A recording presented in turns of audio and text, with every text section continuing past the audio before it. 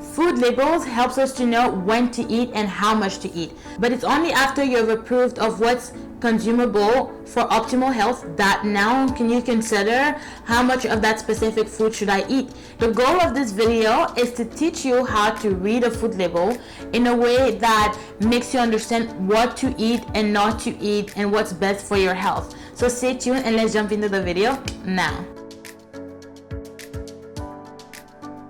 Hey guys, it's nutritionist and personal trainer Christine Noua. The conversation of today is about reading and understanding food labels such that you can make choices that are optimal for your health. We're going to divide this video in two parts. The first part will be the most important thing to really focus on when you go in the grocery store and then you look at different labels and you compare foods. The first part is the ingredient list. I've watched a lot of food labels videos and they all seem to focus on calories and serving size and spend most of the video on that. But this is not really the most important aspect of a food label, because the product could well be poisonous junk and have low calories, but that doesn't validate eating it. So what we should focus on is the ingredient list. The ingredient list gives you an idea of, are these foods really for consumption? Do I recognize these foods? Are they going to participate in optimal health in my body? Are they going to be healthy for me? When you go to the grocery store, make sure you validate the ingredients list of a food product first before you even consider putting it in your cart. So first box, you want the ingredients to be recognizable. When you read through the list, can you recognize the ingredients? If yes, then move to the second box and I visualize and picture that ingredient. So when you, for example, take almonds and, for example, sodium benzoate, you can visualize an almond. You know how an almond looks like, you know how it even tastes like.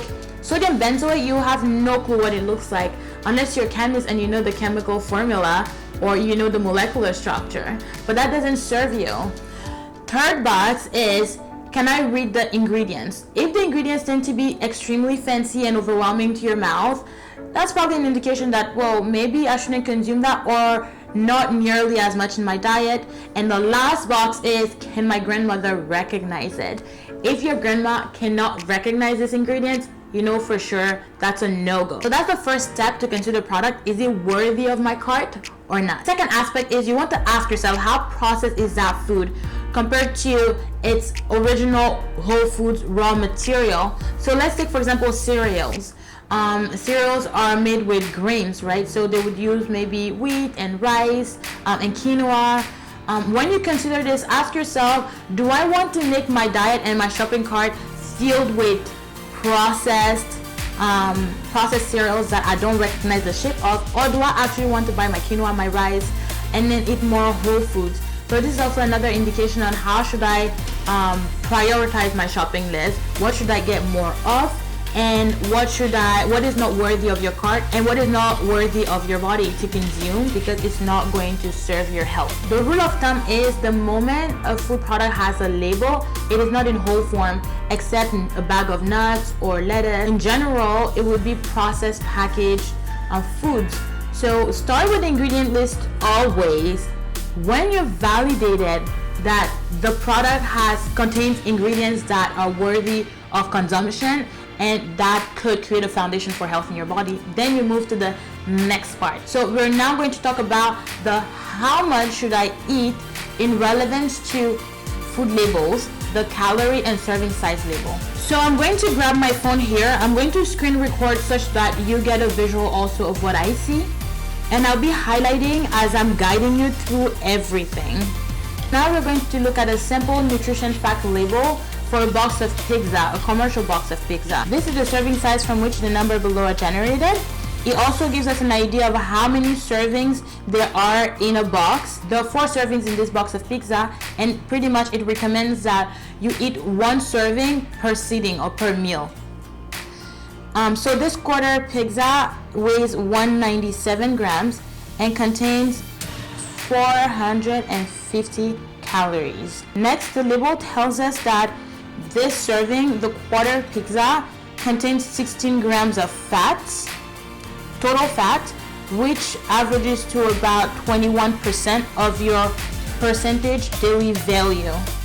So from all this fat, 6 grams come from saturated fat, which makes up for 32% of your total amount that you should be eating. On a side note, the calculations here are made for a 2,000 calorie diet, which is the standard recommendation for public health. But remember, everybody has different needs, so some people might need less, some people might need more, and also it depends on your activity and your fitness levels. So next, I'm going to change the color here. We're going to go, I don't know, with a blue color.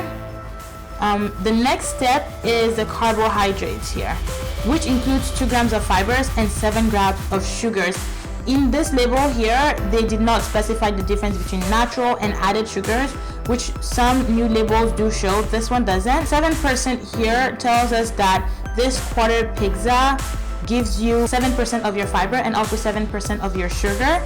That is daily recommended, considering a 2,000 calorie diet. Next step, we're going to change the color. I'll just probably get green.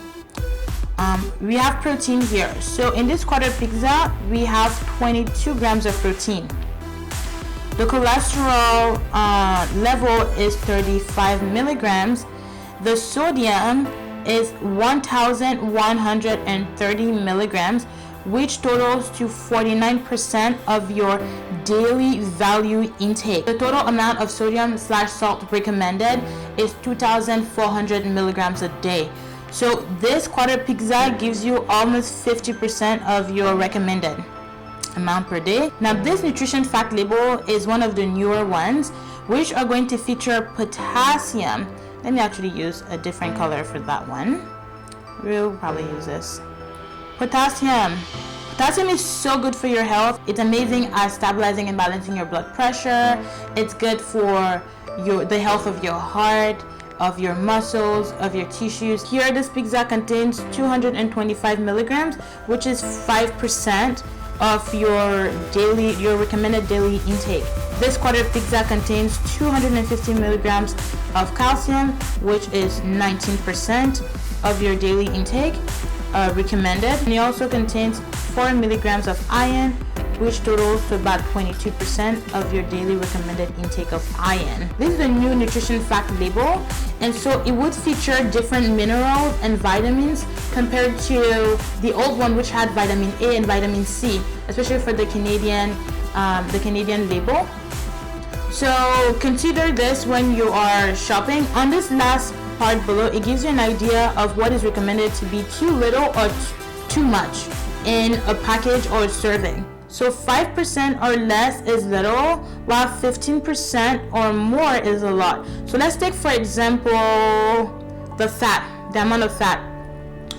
The amount of fat here says it is 21% of your daily recommended intake. So that shows that this is a lot for serving. In this section, this quarter pizza has 5% of total recommended potassium, which in this case would be little. This was pretty much how to navigate a food label and how to use it to compare with other food products, from which the new food label makes it much easier, which I like so much more. So I'm gonna be probably doing another video comparing the old label and the new label, because right now on our shelves we kind of have both, because it takes about 5 years for the complete process of label changes to happen, not only from each company to adhere, but also for the grocery stores to have standardized labeling style. So stay tuned for this video. If you're interested, let me know and I'll make sure to deliver. Last note, you can see from yourself that the nutrition fact doesn't really tell you if you should eat a product. It only tells you how much of the product you should eat. So for that reason, you should always start with the ingredient list to first validate, am I willing to eat this, and will this help my health? And after that, see, okay, how much of this should I eat and not eat? Like and comment down below if this video served you and what you'd be interested in hearing. Share with your friends, your family, and your tribe so we all grow to be healthy. Subscribe down below so we can keep the wellness, fitness, and health conversation going. So I'll see you later.